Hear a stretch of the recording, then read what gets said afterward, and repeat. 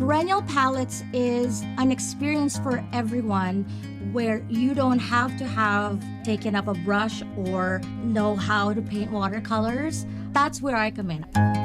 My husband and I went to art school together, and since he couldn't bring the farm to the city, I had to move to the farm. I immediately saw the potential. I'm a lazy gardener, so I thought that if I planted all perennials, it would just be minimal work for me. So that was what came out of it, is perennial palettes. Perennial palettes experience is a great way for you to leave your worries behind you, because this is going to be not just a regular watercolor workshop.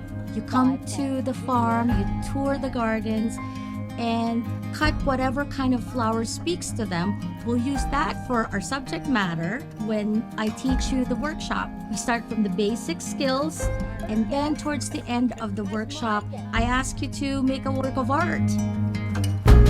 There's no judgment. You don't have to be Picasso. Just embrace the process.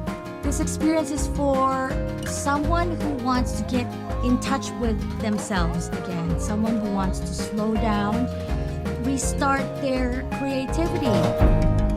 They can expect to be empowered. Just being one with nature, that meditative aspect that nature gives us, art does the same thing.